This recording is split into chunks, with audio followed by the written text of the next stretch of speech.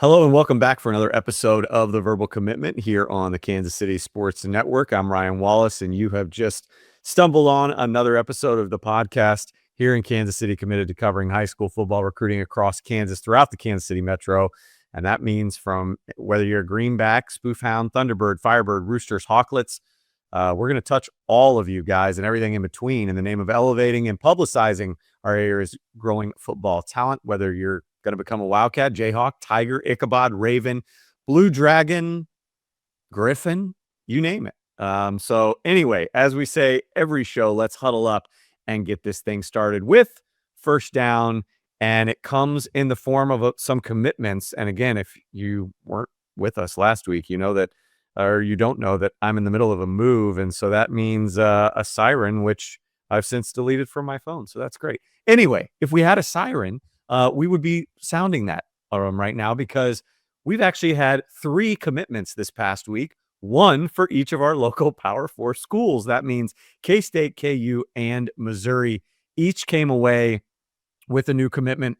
And real quick, I'm going to start with K-State just because their commitment is an interesting one. It comes from Damian Miller out of Southwest Mississippi Community College, a 6'3", 195-pound defensive back. And the reason why I'm starting with him is because he's actually a 2026 commitment. So he will be joining the Wildcats here this summer, effectively getting going for fall camp. Do I think he gets involved with the season ahead in terms of like maybe some playing time? Probably not a ton, but this is a kid that comes by way of, again, a junior college. He was at Southern Miss before that. So he's a multi-year eligibility player that will have some time left in Manhattan. And so we will mention that and move forward to the other 2 from KU and Missouri because these are 2 2027 players. And when you go over to there to the left, Trey Stewart from Little Rock Central commits to the Kansas Jayhawks over the in-state Arkansas Razorbacks. And this is a good one. Reading up on him, you go over to Fog 247. Our own Michael Swain, friend of the show, got a quote from Trey describing himself as a violent and explosive runner with good contact balance. And you know, you watch the film on him, and I totally agree with his assessment of himself. This is a 6'2", 205-pound power back, very reminiscent to me of Yassine Willis, a player that they got out of the portal from Syracuse that will be on campus performing for Lance Leipold and company this fall. This is Trey Stewart's likely to be the only high school running back that the Jayhawks are going to take in this class as of right now. So it shows you how high Jonathan Wallace and this entire staff are on Trey Stewart.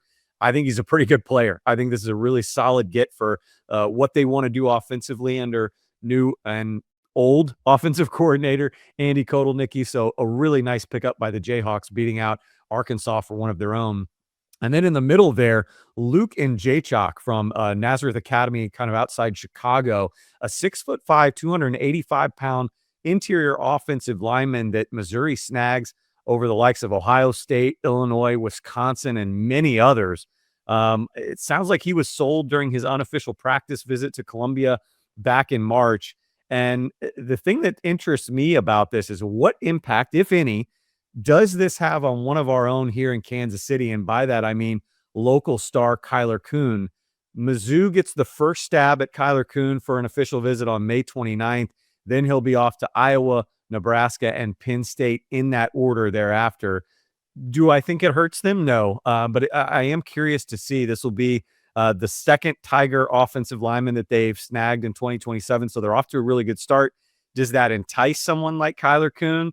Does that maybe have him look elsewhere, maybe where he's able to form his own offensive line group? I don't know, but I do think this is a really good get. Again, 6'5", 285 pounds. Luke Njachok, to me, feels like a kid that might be able, once he gets in that program, to maybe be a swing lineman. I know they'll probably start him at guard, but maybe he ends up where he can play a little right tackle for you. So, again, interesting get for Missouri, but a good one nevertheless. From there, I want to stick with linemen and stay locally at the high school level.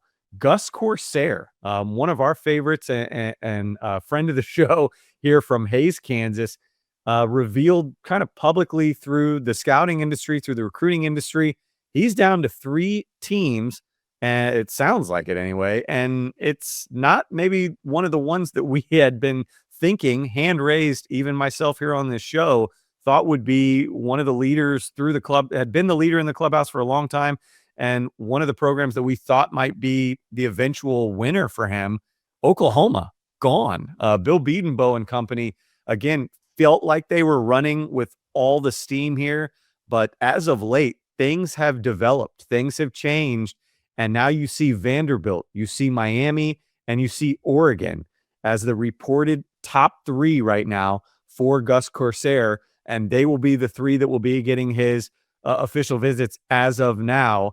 Vanderbilt will start things off on June 5th, Oregon on June 12th, and then Miami gets the last word on June 19th. This is a really interesting recruiting battle here.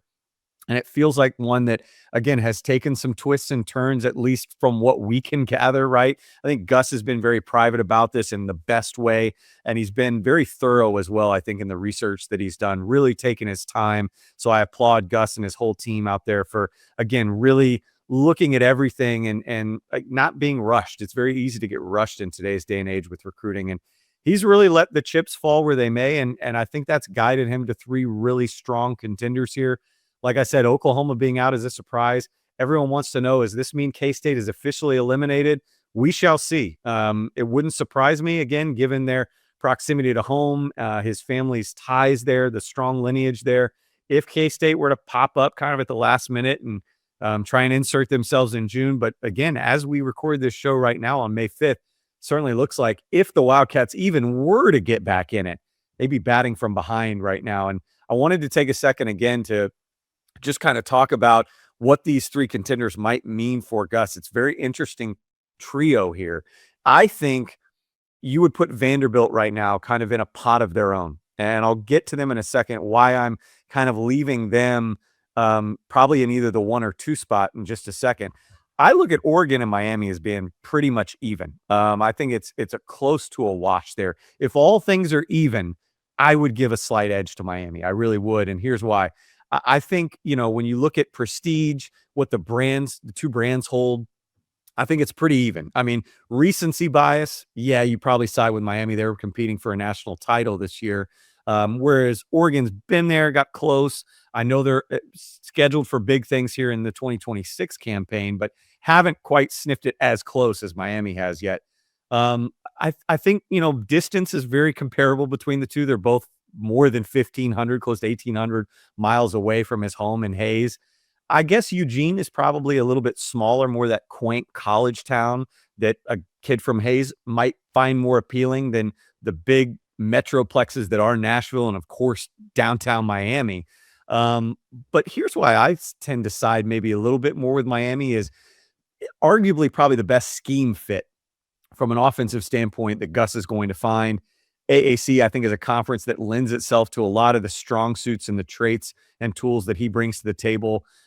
Again, a pro-style offense that'll transition him easily to the NFL. That is still his goal. And I think the coaching history, too, with Cristobal and Alex Mirabal, their power, specifically at the offensive line position, their prowess there, their history there, versus somebody like Dan Lanning's staff. Alik Terry is the youngest of the and most inexperienced, you could probably say, of the offensive line assistants that are still competing of these three.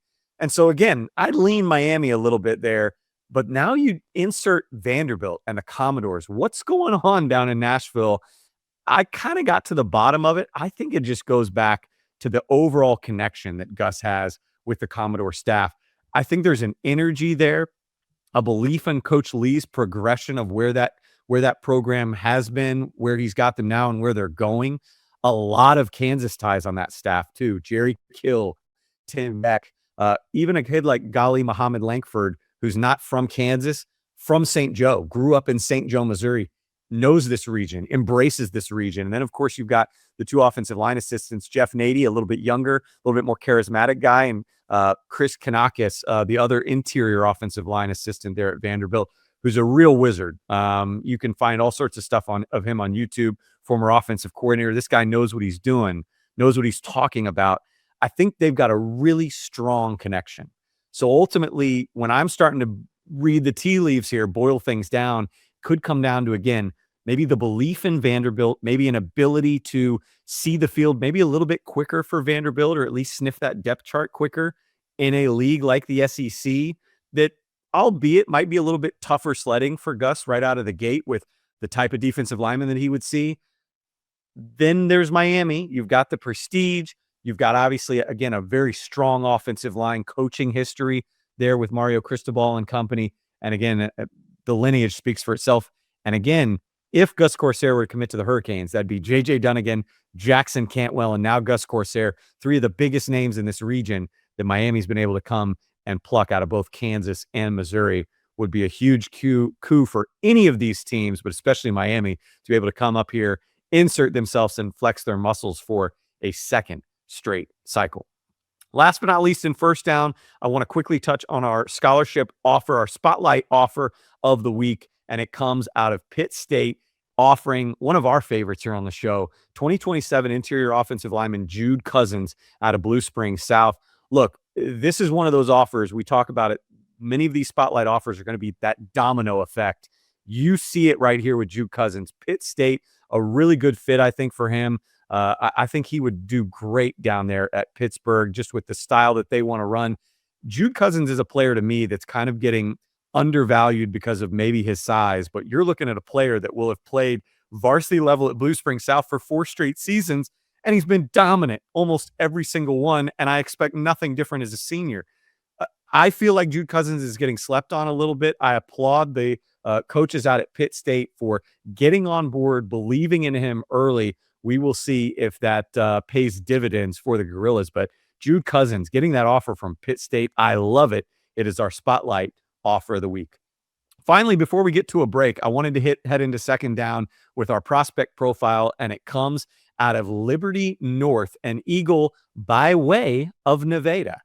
Coach Learman picks up, again, a former all-league player at Nevada, all-district player at Nevada. He will come up and test himself in Class 6 this fall, and I'm talking about John Michael Collins. 5'11", 180 pounds. Last year at Nevada, all he did was put up over 1,200 all-purpose yards, 16 touchdowns at Class 4, and as I mentioned, an all-District 7 running back. They lost in the district championship game to Warrensburg, but that wasn't because of anything John Michael Collins did or didn't do, because he's produced over and over again. You go back and watch the film of him at Nevada. He is a play creator, an alignment assassin. He can make an unbalanced defense really pay, and you see it time and time again. I think he's got elite change of direction, which you saw in that first play. I think he can take a shallow underneath route into traffic and absolutely burn through seams. You see him take it as a running back. He's got good contact balance, really strong, and kind of welcomes that contact as well. He doesn't shy away from it or run away from it. You know, he can take things to the outside, bounce them outside. He can go, again, between the tackles and again, take on defenders that way. I just love his ability, as we talked about with Jaden McDaniel last week. He comes right back. He can fake an inside and then pour gasoline on a corner route or light a match on his way to the end zone. I mean, again, this is a kid that can do it inside and out. And I think when you think about what he's going to be able to do in an offense like Liberty North, really, really excited to see kind of the way that they can create plays for him in an offense that is just bursting at the seams with ability. And here's the reason why I think John Michael Collins deserves a little bit more attention from college coaches. 0 offers on the plate just yet. All the versatility in the world, but also a ton of speed. At the Ron Ives invite on the track last month, he set a personal best time in the 100 meters of 10.88. Folks, Dang Tong, committed to Kansas, is one of the best speedsters in our region. He was clocked already this spring at a personal best 10.86. Again, John Michael Collins, 10.88. 5'11", 180 pounds. Watch what Coach Learman does with him this fall. I think he is going to be a star for the Liberty North Eagles in multiple ways when you see him this fall. With that, we will head into a break. Stay tuned. On the other side, I got a special treat for you guys. We have once again approaching a KC Varsity Combine weekend at Ray-Pec this Saturday, and I will sit down with Kansas City Varsity Combine Zone Jeff Lewandowski on the other side.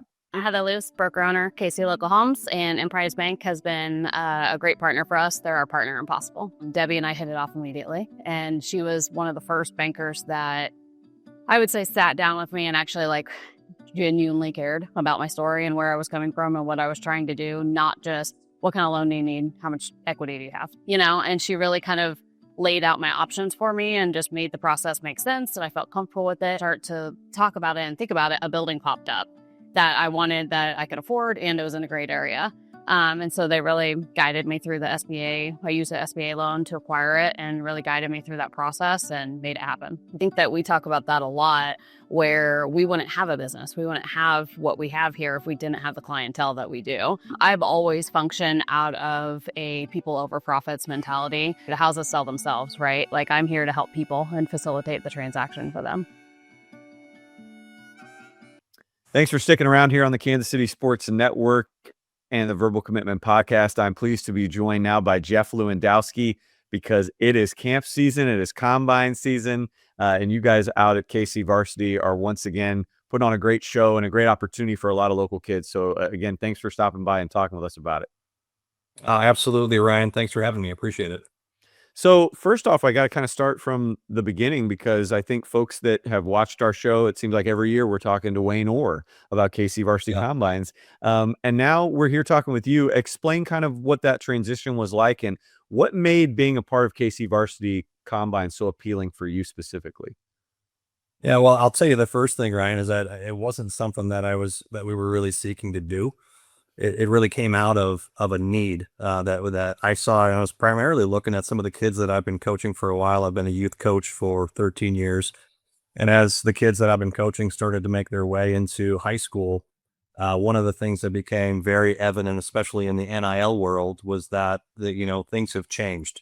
And so if you're not a kid who's 6'8" and 300 pounds, your chances of getting into high school at the next level or the level that you want is decreased substantially. And so one of the measures, if you're not that big, if you're more of a skill guy, is having the measurements in the combine. So the 5'10", 5, the 40, the 10, the vertical, all of those things. But what I could not find around town was some place that kids actually train for that. There's technique that goes into all of those things in the combine, and they're not a core part of what people do. So I just asked around, and obviously the city's full of people who can do speed and agility training, but it's everybody. It's soccer players, it's baseball players, it's football players, and the script is really all the same, no matter what time of the year it is. And there was not a core focus on these things that were being required for the next level in football. And so I got together with a couple of guys that are actually part of the organization right now, and that's like Jeb Putsier, played 8 years in the NFL. I've been coaching with him for a long time. He's a tight end over there for the Broncos. Stan Birkin and Eric Huglon. Eric Huglon has been a long time leader of FBU, and that's really how I met him, was through coaching through FBU. They asked me to be the head coach of some of those squads, and so got together with them and said, we can't find it. And by the way, if there's anybody listening that does this, I would be happy to do it. It's kind of there's a thing that goes on, and I don't quite understand it with KC trainers. There's kind of an adversarial relationship, and I'm not like that at all. This wasn't something that I was setting out to do, but I saw a need. So if you're out there and you're one of those people, I'd love to talk to you and figure out how we can partner and get kids going in the right direction. But ultimately, that was a start of it. It was out of a need to try to train kids to do this. And there's a great story also that kind of fits in, and this is real time, or generally real time, with this Shiloh Sanders. Mm-hmm. So Shiloh Sanders was playing, obviously, at Colorado, and he didn't get invited to the combine, but he did get a pro day. And so this is actually Mike Weinstein's story from Zybex. So he was out there helping to train him, and Shiloh Sanders ran a 4.95, best time for baseline measurements for Mike. By an 8-week period later, he ran, for his pro day, he ran a 4.52. And that obviously was the difference between him having a professional career and not, period. And so that's the same type of stuff that we wanted to do and how we got into it. So kind of fast forward a little bit. We've only been at this, helping kids do this for about 2 years. And we're participants in the KC Varsity Combine for years, and talked to Cole Van Blaricon of Market Athletes, who's happened to have a conversation with Wayne and said, I think he might be ready to hang it up. So we had a conversation and negotiated a deal, and that's how we're here today. So again, not something that we set out to do. It's just something that kind of evolved from a need that we saw in the city. Well, and I'm glad you brought up Weinstein too, because I think that that's an interesting part of what makes KC Varsity Combine stand out is partnering with him and Zybeck. I think players look at it and they think, I'm going to go there and get coached, and I'm going to maybe do some agility and some drill stuff that I've never done before from a testing. I think now they're seeing, though, not only are they going to kind of go through those motions, but they're going to get, real valuable, reputable data from Zybeck, correct? Yeah, that's correct. And again, that for those who don't know, Zybeck is the company that measures the 40 for the NFL Combine, and they've been doing that for 14 years. And so you probably, if you're watching the Combine like I was, there were several instances where you actually saw Mike out there on the field trying to make sure things were right, and showing people how to work the equipment. Really cool stuff there. And I also think it's neat too that you're coming at this from an angle of not only just kind of the business side of it, but also as a parent, and as a former coach that watched players go to the KC Varsity Combines for all these years. So it's kind of, I'm sure, you've already had one camp, and we'll get to that one or one combine. We'll get to that in a second, but kind of a full circle moment for you too, right? Yeah, for sure, Ryan. And I got to give a lot of thanks out to Wayne for putting this together. And it's funny path is that our paths were very similar. He started out working as the area director for FBU, then worked a little bit with saw a need for the combine, and he and Tony and Mitch and Bobby, the whole family was very much involved with it, and they put together a great and reputable activity that we hope to continue and build upon as we move forward. So it is a full circle moment for sure, from being on, the parent in the stands and watching it, to now trying to make sure that they run smoothly. So I mentioned that you've already had your first camp or combine that was on April 25th out at St. Pius. We'll get to that one in a second, because I do want to kind of get your take on a couple names, maybe one in particular that I'm very interested in hearing your take on, having seen him live. But again, spots still available, I believe, correct me if I'm wrong, but May 9th at Ray-Pec High School, again, 7 a.m. to 2 p.m. as always. And then May 16th for those folks that want to travel from Kansas City out to St. Louis, or if we've got some St. Louis folks tuning in, out at Parkway West High School. That's out on Clayton Road in Baldwin, Missouri, outside of or St. Louis suburbs. So for anybody, Jeff, that maybe has kind of been on the fence, right, with registration, kind of give your sales pitch on why May 9th or even May 16th, if they're willing to make that drive from Kansas City anyway, why this is absolutely worth their time and energy. Yeah, I think the first thing that I'll say, and it goes to the first camp, and this is, again, I have to credit, the whole Orr family for putting this together and making it reputable enough that a lot of area and not even outside of area schools are going to come to. And so we have schools coming as far as North Dakota, South Dakota, several from there, actually, USD, SDSU, Morningside, Augustana, all from the Dakotas coming in. And obviously we've got our staple here of the schools that are always very supportive, in Benedictine and Bethany, and is Missouri Southern. And there's just a huge number that all come to this. And out of last camp, there were 7 college offers provided last weekend that I'm aware. And those are only the ones that copied, on the social media, so that I'm aware of them. There may have been a lot more that I'm not. And so I think that's the number one thing. I don't see that in other camps. Certainly there are some that have some and provide that opportunity.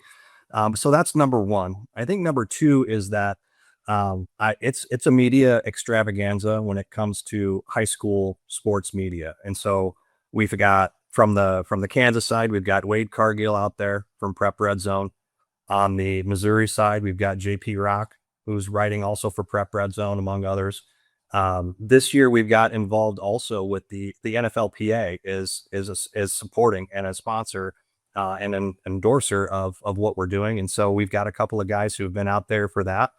Desmond Moses from KMTB5 came out and actually helped facilitate some of the interviews of the kids who were the fastest 40, won the group all the awards. He actually did a nice interview set there, and it was actually kind of great watching him. He started out, thinking he was going to come in a little bit of as a media personality, and ended up, hardcore coaching linebackers, which was great to see. He had a ball doing it. Obviously, I'd mentioned Cole Van Blaricon from Market Athletes. He was out there. Jeremy Crabtree from Brack Sports came out along with Elevate Recruits.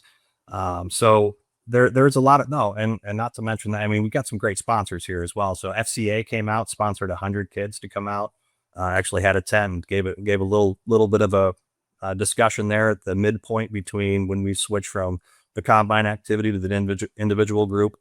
The Temple family, they were some sponsors out here as well. So it's been a great event. I think I might have mentioned a few more than I originally wanted to in terms of the sales pitch, but great event. I don't see others like that that have all those elements included in one setting. So that would be, what I would say. Oh, wow, KC as well. I love the guys. Thank you, JD. The guy love JD. You got a staff, that works their tails off out there. So again, like if you're a player, you're going to get great media attention and get your name out there. But I think the other thing, and I wanted to kind of get your take on this, Jeff, we've kind of talked about it on the show here before, is I think that there's, obviously for freshmen, sophomores to be, they're excited to get out there. And this kind of is like that thing that kicks off the season every year, right? But it feels like we're starting to see more and more like juniors to be, certainly seniors to be, kind of say, I don't know if I need this, right? Like, I don't know how this helps me. And I tend to shake my head at a lot of them simply because I feel like, look, I know that your camp schedules and your combine schedules in the month of June are going to be busy. And I know you want to be fresh for a lot of those combines and camps, but also I think KC Varsity is a great way to kind of knock the rust off, right? Get those baseline data tests ready to roll so that you're in your full oiled machine by the time that K-State camp comes around, Missouri, KU, whatever mega camp you're going to. So I still see the value in that. I hope there's value in that. Are you seeing that from kind of the roster and the numbers when you're able to look at, ages and things like that, that this can still be valuable for those upperclassmen just as much as the underclassmen? Yeah, 100%. As we started, Ryan, talking about, the landscape changing quite a bit since the NIL days came in, we're actually seeing a lot more 2026s this year than I think happened in prior years because there's still an opportunity for them. You think about, the portal and all the things that happen there. And there's a lot of schools that still have interest and are still trying to fill some of those seats. And to your point, I think of getting ready for sure. And I would be remiss if I didn't mention the guys who are on the field actually doing the coaching. I mean, these aren't, like recreational football dads. These are former college and professional and high school coaches. We've got on the quarterback side, we've got Justin Hoover. We've got Brett Beechner out there, part of Spin It, which is probably one of the premier quarterback training outfits in the region here. No doubt. You've got OJ Simpson, Drew Malone, Mikolo Sanders, Brett Lewis. All these guys are just phenomenal. And got to mention my guy, Jerry McNeil. I mean, he is kind of the life of the resident hitman, or the hype man rather, of the outfit. And Charles Lacobe. I mean, there's so many guys involved. Leon Washington. I mean, the whole crew from Gardner Edgerton comes out, and they're just fantastic. And K-State's own Jared Milo. Yes. Yeah. DJ Lynn. There's a list, and that list is the ones who came out to the first one. We'll have obviously a different list that comes out to the next two, but there's a lot of guys involved with this who are very experienced and able to do things that other, outfits can't necessarily do. I mentioned I wanted to recap the first one real briefly. Were there any names that really, had the coaches buzzing after you guys were kind of tearing everything down at the end of the day out at St. Pius? I know for me, kind of, again, I wasn't able to attend, hope to be there on May 9th at RAPEC. The guy that I was seeing generate a lot of steam was Harrison Perkins from Lee Summit West. Was a name that just seemed like popped in all the testing. So was there anybody that the coaches were really excited to chat about afterwards? There were a number of guys who they got a lot of looks that hadn't been part of it. And so a lot of conversations that I had, not to isolate just one, but there were several that just have never done this before, never had a conversation with a college coach, and came up to me and obviously several others that have the experience and just said, I'm new to this and I need to know, what else do I need to do from a social media perspective, getting film out, making college visits. And so it was an educational process as much as it was a physical one. Okay, well, I'd be remiss if I just let you go without talking about the last name. Obviously, for folks that haven't put two and two together yet, you were the father of Cash Lewandowski, Cruz Lewandowski, two studs at Rockhurst. Obviously, Cruz is a 2029, Cash is 2027. So let's give the elder statesman his due first. How exciting was it to watch Cash's kind of, if you want to call it a coming out party? I mean, I was there at Pius for week one.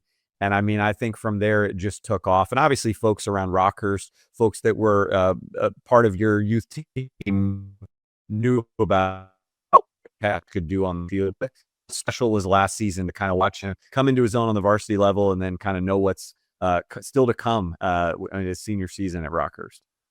Yeah, Ryan, I got to tell you, it was phenomenal, obviously, and I try to do all the things I can to support him. And so, rather than kind of being a person in the stands, I'm up in the catbird seat with a camera, making sure that I can try to capture it and keeps me focused on the game. So when I watched that, it was phenomenal. I really wasn't expecting it to happen like that. And so I'm obviously excited. I'm excited for him this year. Ryan, you should see him now. He's about 15 pounds heavier and probably about 50 pounds stronger in all of the lifts. And so, the speed's up, lateral quickness. And so it's going to be something to watch. I'm very much, anticipating, a really good season for him.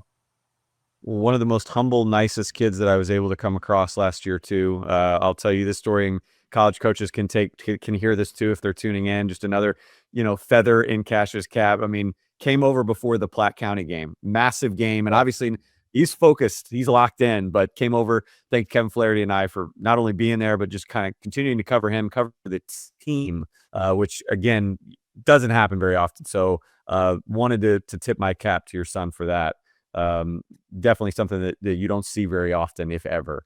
But I mentioned, he's not the only one in the household. You've got Cruz too, who was, creating varsity records in terms of as a freshman last year.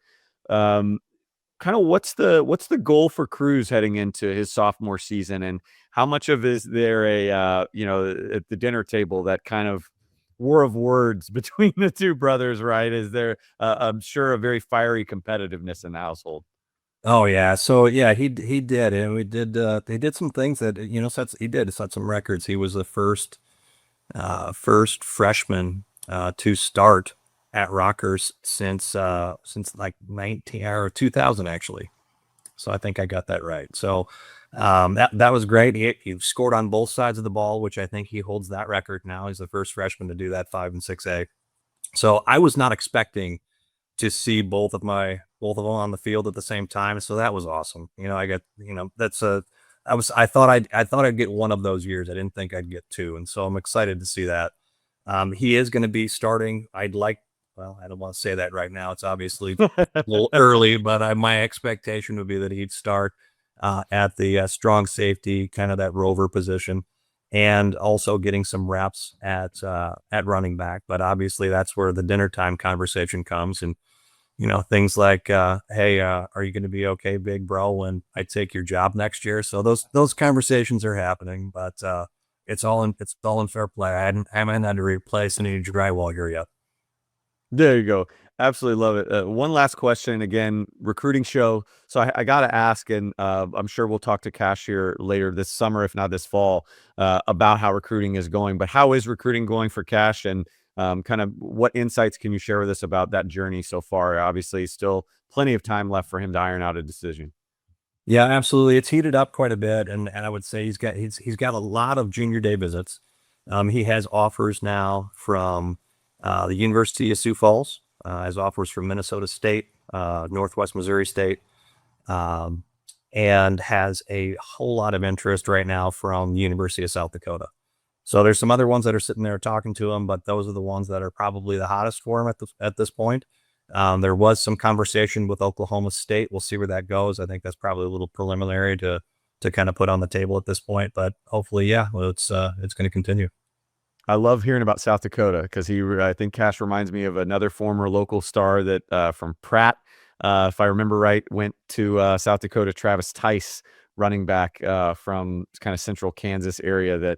So I mean, there's a path there that's been set of the quote undersized guys, and Travis Tice, folks can go look him up. He ended up having a sensational career at the FCS level for South Dakota. So Jeff, once again, for folks tuned in, there's still time left for you to get your registration in for the KC Varsity Combine on May 9th out at Ray-Pec High School, and then May 16th at Parkway West High School. Jeff, for folks that might be interested in learning more about KC Varsity Combines or maybe touching base with you directly, how would you suggest folks get in touch with you? Yeah, absolutely. I think the best way is actually through X or Twitter. It's Varsity Combine 1 is the handle there. And so that's where most of our updates happen. You can see a lot of the updates that we have from other kids and the offers that they're getting and any changes that we have to the plan. There's also kcvarsitycombine.com where that's where you would register, and that's where you would see any changes in venue or so forth. So those are the two best avenues. Awesome, Jeff. Well, thank you so much again for jumping on Verbal Commitment with us. Yeah, Ryan, thank you for having us. All right, folks, stay tuned. Fourth Down is right around the corner after this.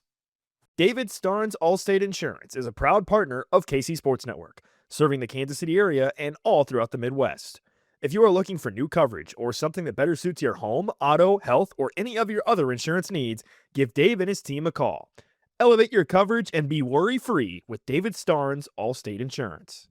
Thanks to Jeff Lewandowski and everybody over there at KC Varsity Combines for stopping by again. May 9th, their last one here in Kansas City before taking things to St. Louis. So again, as you heard in the interview, if you are not signed up yet, get yourself registered and come see those guys and me this Saturday out at Ray-Pec. And with that, we'll finish things up as we always do with Fourth Down. And I wanted to just give a shout out, round of applause to Coach Bill Snyder family and Sunflower Chapter, the National Football Foundation, announced their 11 student athletes that they're going to honor this week as we record this on Tuesday night. They're actually going to award them, spotlight them on Wednesday out at the booth in Lawrence. And so as you see the graphic there, thanks to producer Nick, so you guys can get a chance to see all the names that are going to be honored. Basically, what this is about is each year this chapter holds a scholar athlete banquet that recognizes all these nominated student athletes from around the state for their achievements, not only on the football field, but in the classroom. And at the banquet, 2 of these players will be presented with $500 scholarships. And also one of them will be selected to the National Football Foundation's Team of Distinction. Last year's honoree from the state of Kansas, now at Hutchinson Community College, that was Gardner Edgerton's Braven Powell. This is a terrific group of players. You've heard us talk about them on this show. We've had some of them on the show. I just can't applaud the selection committee enough for the young men that they've chosen to honor this year that will be in Lawrence, not only to hear their names called and be honored in this way, but also 2 of them presented with $500 scholarships. So very, very cool. And again, if you want to go back, if you have a chance to watch it live or go back and watch it on Facebook, Sports in Kansas and KCMC will live stream this event on their Facebook pages on Wednesday at 4:30 p.m.